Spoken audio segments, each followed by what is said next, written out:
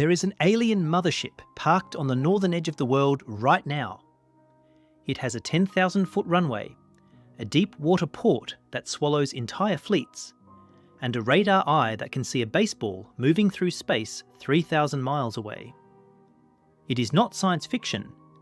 It is Pituffik Space Base, formerly Thule, sitting on the ice shelf of Greenland. And the empire that owns it just decided they want the rest of the island.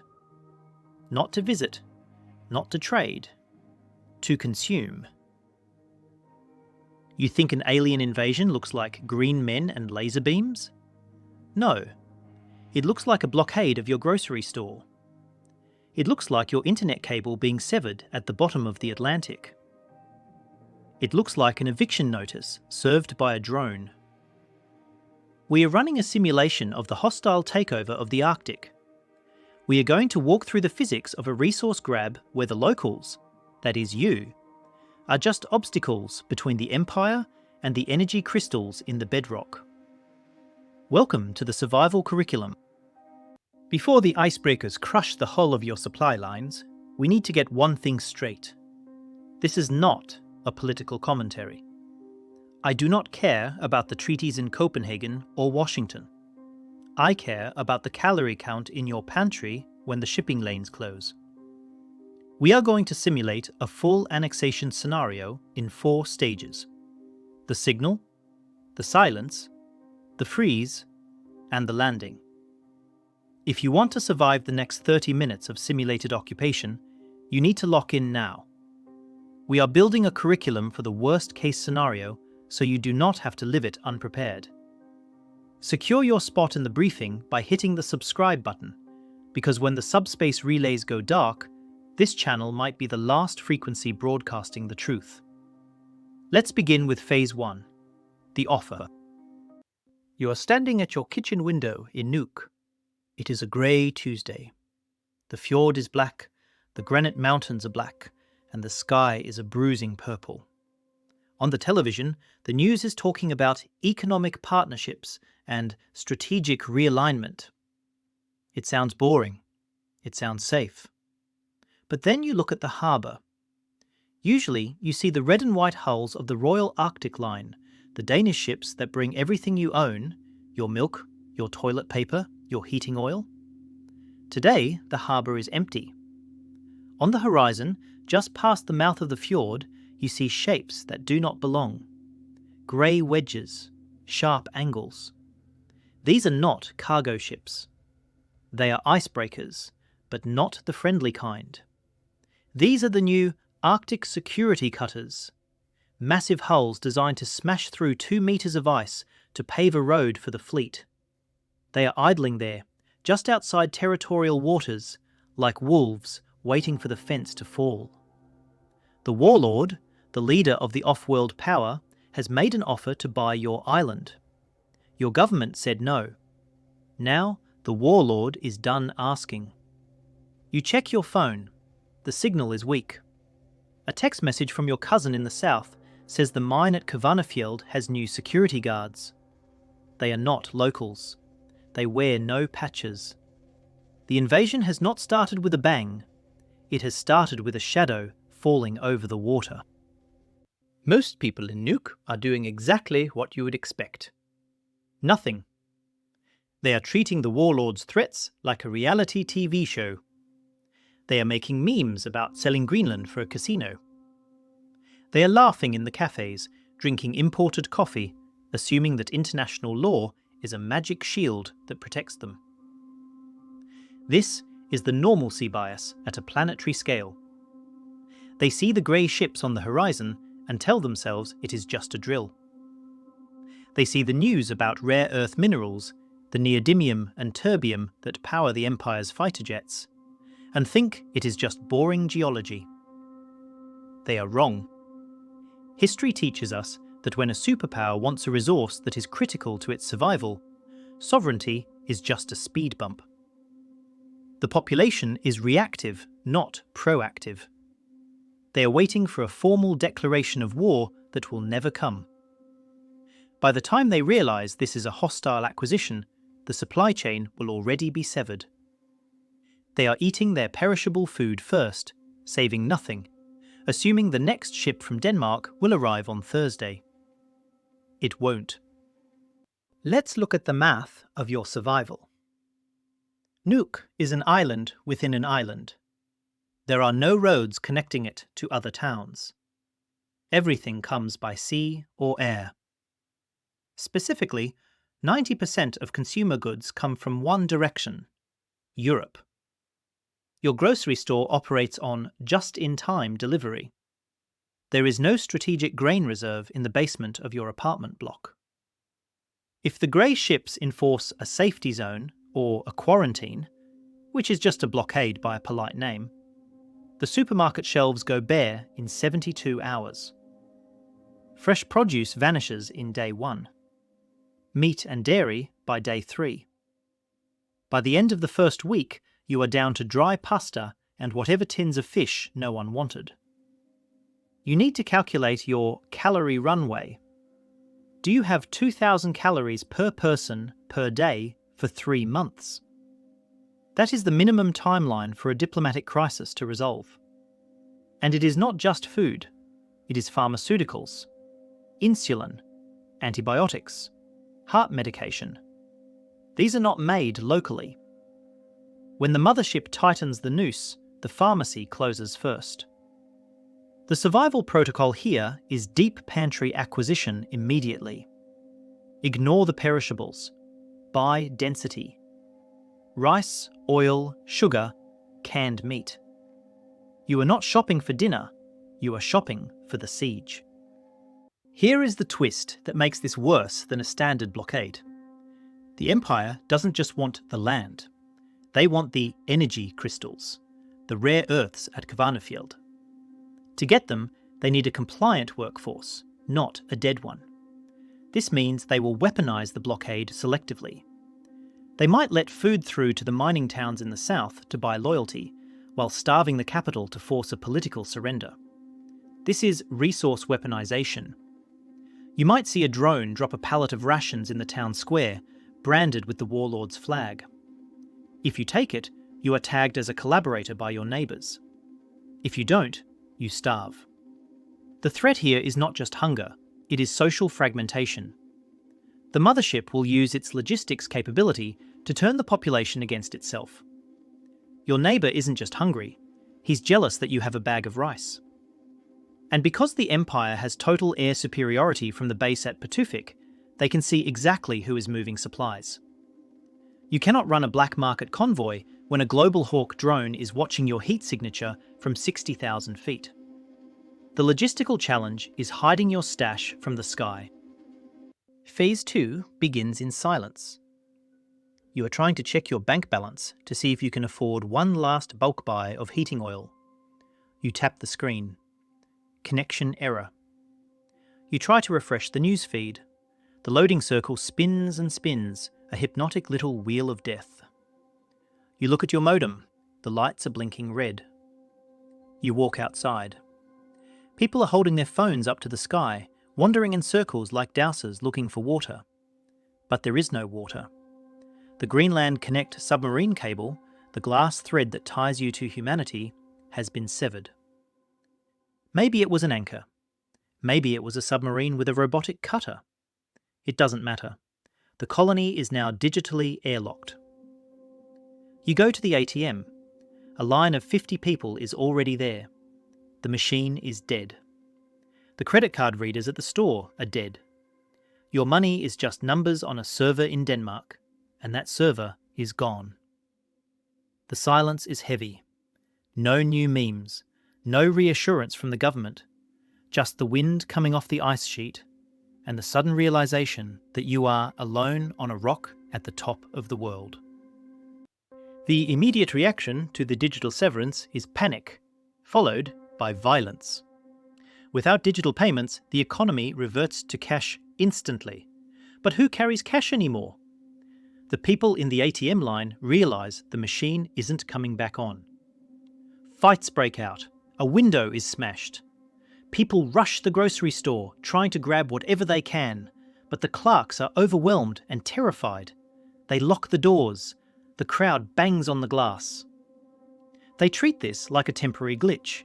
They think, I'll just wait for the backup satellite link. They don't understand that the backup bandwidth is tiny, barely enough for government voice comms, and the empire is jamming the rest. The masses are paralysed because they have outsourced their memory and their coordination to the cloud. They don't know where their family members are. They don't have a meeting point. They are digitally blind, deaf, and dumb. They wait for instructions that will never come. Survival in a total communications blackout requires an immediate pivot to analog mode. First, wealth storage. If you didn't pull cash yesterday, your bank account is zero. The new currency is tangible goods: cigarettes, alcohol, batteries, and fuel. These are the trade items that hold value when the Visa network dies. Second, information storage.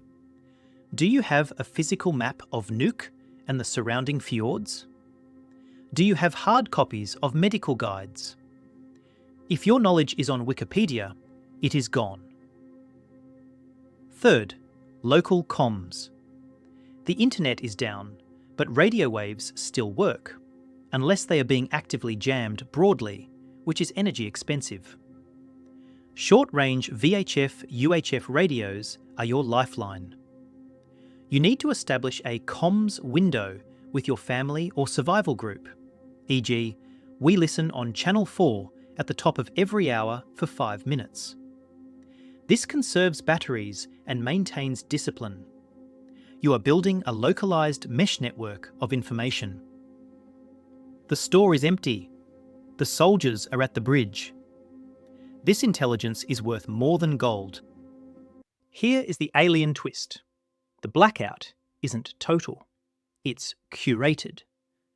The Empire has massive electronic warfare capabilities. They don't just cut the cable, they hijack the local cell towers. Suddenly, your phone pings. A signal! But it's not the internet. It's a localised intranet run by the occupation force. A message pops up. Remain calm. Food distribution centres are opening. Report deviant activity. They have replaced the internet with a propaganda loop. If you try to use a satellite phone to call out, their electronic support measures, ESM, triangulate your position in seconds. A drone circles overhead. This is the digital panopticon. You aren't just cut off, you are in a fishbowl. The survival tip here is counterintuitive. Airplane mode is your stealth mode. Do not try to transmit. Do not try to connect to the open fake network. Every time your phone shakes hands with a tower, you are logging your location in the warlord's database. Keep your digital devices off, batteries removed, and rely on runners and paper notes. In a high-tech siege, the most secure encryption is a piece of paper eaten after reading. Phase 3 is where the metaphor of the Cold War becomes literal. It is November in Nuuk. The ambient temperature is -15 degrees Celsius. The wind chill peels the skin off your face. You are sitting in your apartment, wrapped in 3 duvets, watching your breath fog in the air. The district heating pipes, the veins that keep the city alive, have gone cold. The power plant runs on diesel. The diesel comes on ships. The ships have been stopped. The radiators make a ticking sound as they contract, a death rattle for the building's warmth. You can feel the concrete walls sucking the heat out of the room. It's a vampire architecture. The frost begins to creep up the inside of the windows, fern-like patterns that look beautiful and mean death. You hear a sound from the apartment upstairs. Someone dragging a wooden chair across the floor. Then a hacking sound. They are breaking up furniture. They are going to burn it. You smell smoke through the ventilation. It's not wood smoke. It's toxic varnish and plastic. The city is beginning to eat itself to stay warm. The failed reaction here is desperate improvisation without ventilation. Your neighbours are panicking. They bring charcoal grills inside. They run propane heaters meant for camping in sealed rooms. They light open fires in bathtubs. They are solving the temperature problem, but creating a toxicology problem. Carbon monoxide is the silent killer of the blockade. It is heavier than air, colourless, odourless. You will just feel tired, have a headache, and then you will go to sleep and never wake up. The other failure is space heating. People try to heat the whole apartment. They keep the doors open. They wander from room to room. This is energetic suicide. A standard unheated concrete apartment in the Arctic will drop to match the outside temperature within 24 to 48 hours. If you try to heat 80 square metres with a candle and body heat, you will freeze. You need to shrink your world. The protocol is microclimate consolidation. You must abandon 90% of your home. Pick the smallest interior room, a hallway, a walk-in closet, or a small bedroom. This is now the colony. Seal the windows with bubble wrap, blankets, plastic bags, anything to create a dead air space. Tape the door frames. Build a room within a room using a tent or a blanket fort over your mattress. Your body produces about 100 watts of heat. If you put 3 people in a small tent, you have a 300-watt heater running 24/7. That is enough to survive -20 if you are insulated. Raise your sleeping platform off the floor. Cold conduction through the floor is a heat sink. Wear your clothes in layers. Wicking base, insulating middle, shell outer. Do not sweat. If you sweat, you die. Ventilate your microclimate periodically to remove moisture, because wet insulation is useless insulation. You are not living in an apartment anymore. You are living in a biological stasis pod. Here is the problem with heat in a war zone. Heat is visible. The Empire has thermal imaging satellites and drones patrolling the grid. In a city that has gone cold, a warm apartment glows like a flare on their screens. If you manage to get a wood stove working, or a generator, your exhaust plume is a beacon. They might target it as a resistance cell, or, more likely, they will flag it for resource reallocation, which means soldiers kicking down your door to take your fuel. Conversely, if you try to flee the city into the tundra, you are a walking light bulb on a dark plain. The human body stands out aggressively against the ice. You cannot hide your heat signature completely without freezing to death. This is the thermal trap. You need to mask your heat. Keep your heat source away from windows. Hang heavy wool blankets over the glass to dampen the thermal signature escaping. Dissipate exhaust smoke through filters or disperse it so it doesn't create a hot column. You are trying to be room temperature to the drone, while staying 37 degrees Celsius on the inside. Phase 4. The blockade was just the softening up.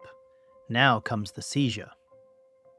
It starts with a sound that vibrates in your chest before you hear it, a low thrumming. You look out your taped-up window. Coming from the north, from the Mothership at Pituffik, is a swarm of black insects. As they get closer, you see the rotors, the 22 ospreys. They look alien, their engines tilting from horizontal to vertical as they descend. They don't land at the airport, they land in the city. They land on the soccer fields, the parking lots. The back ramps drop and soldiers pour out. They are dressed in white overgear, faces covered in cold weather masks, holding rifles that look like part of their arms. At the same time, the massive C-17 transporters scream over the airport, landing one after another, disgorging armoured vehicles. The noise is deafening. It is the sound of absolute technological dominance. There is no shooting. Who would they shoot? The local police with handguns? This isn't a battle, it's a landscaping project. They are putting up wire, setting up checkpoints, and taking the government buildings. The takeover is complete in 4 hours. When the boots hit the ground, the fight or flight response kicks in. Both are wrong. Some young men, full of adrenaline and nationalism, grab their hunting rifles. They try to set up a position near the harbour. They are spotted by an overhead drone instantly. A warning shot from a mounted weapon system obliterates the car next to them. They surrender. It is a futile gesture against a mechanised division. Others choose flight. They load up snowmobiles or small boats and try to run for the interior or the open sea. But the sea is blocked by the cutters, and the interior is a death sentence. The ice sheet is not a refuge, it is a freezer without food. They run out of fuel in the middle of nowhere, tracked every inch of the way by high-altitude surveillance. They die of exposure, missing in action. Their bodies just bumps in the snow. Panic makes you predictable, and predictable things are easily controlled by the algorithm of occupation. The only viable survival strategy during the landing is the grey man doctrine. You do not run, you do not fight. You disappear in plain sight. You strip your apartment of any tactical gear, political flags, or weapons. You look like a terrified, compliant civilian.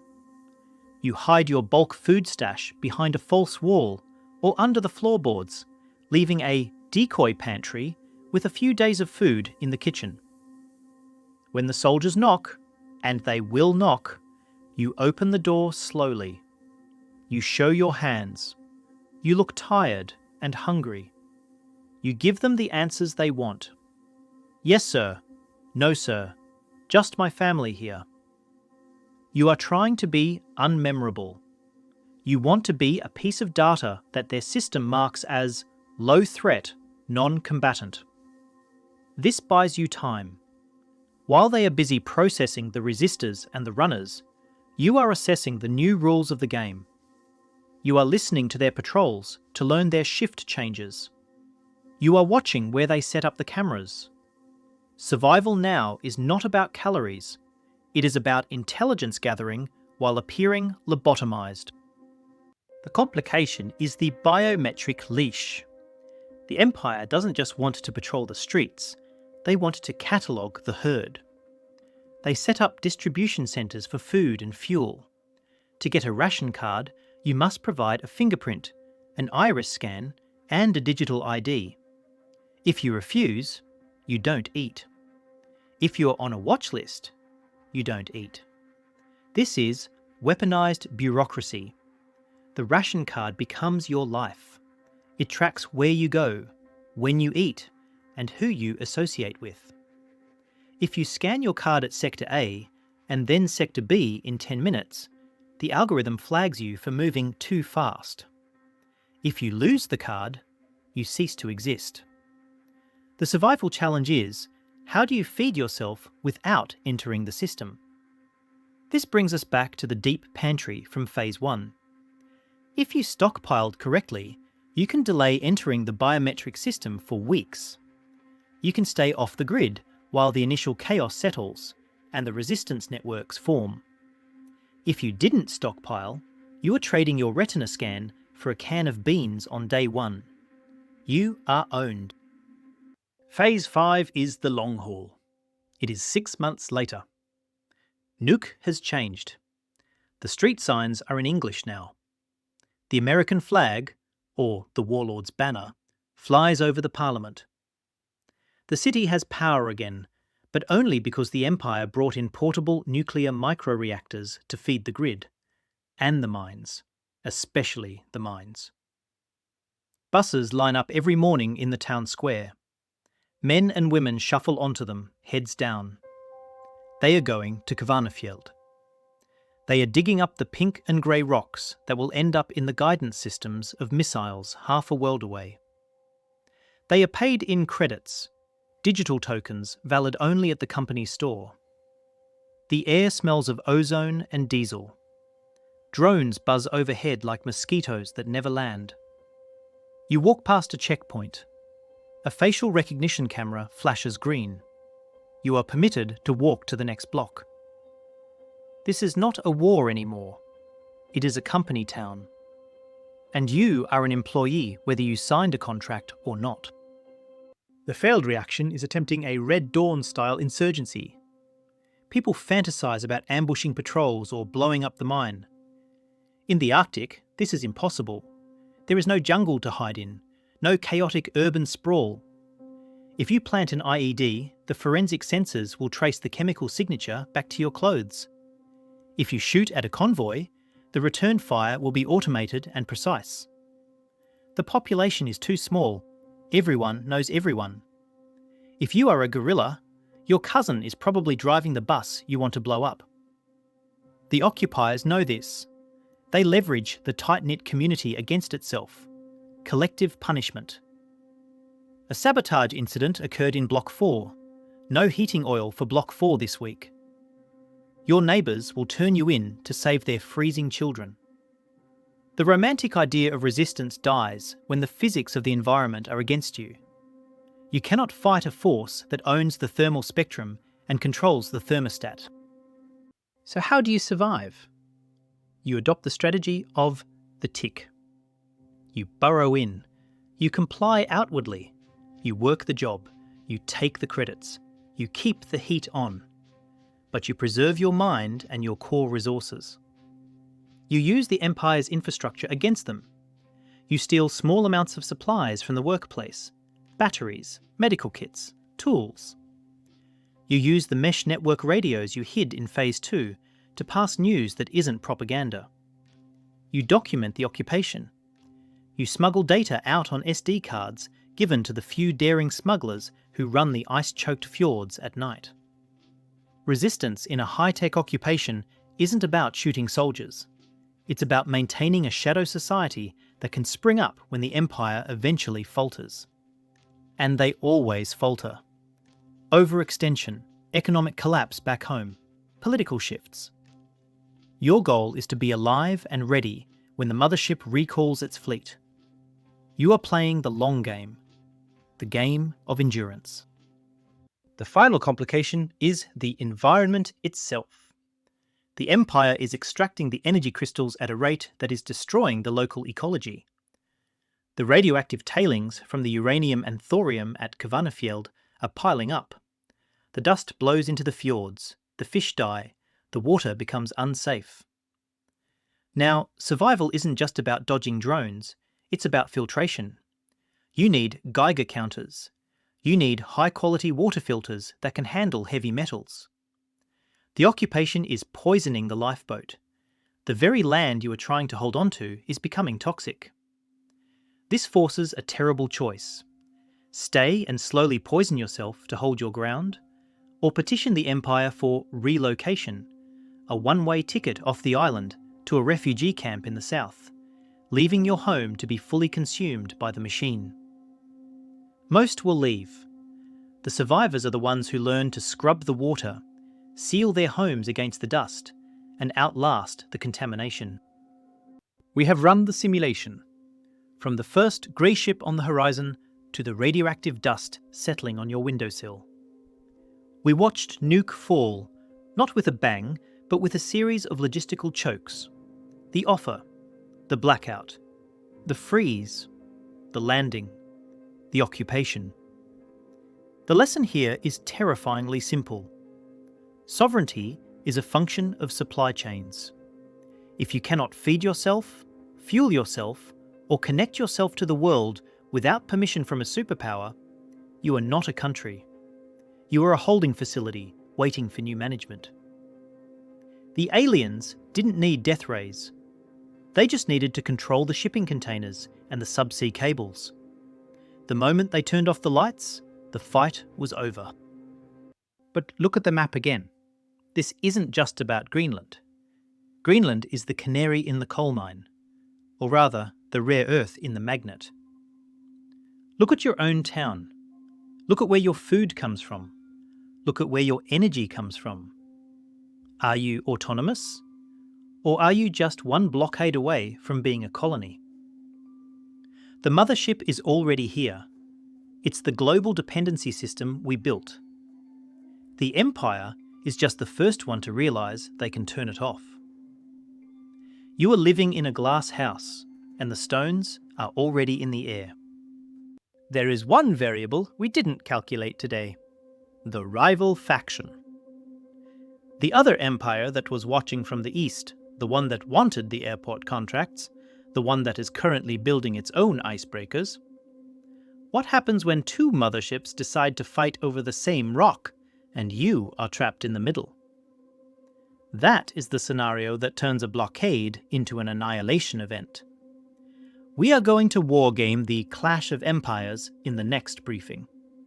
If you want to know what to do when the sky burns, you need to be here. Class dismissed. You survived the simulation. Now survive the reality. Equip yourself at the official supply depot. Because if the world is going to end, you might as well look prepared.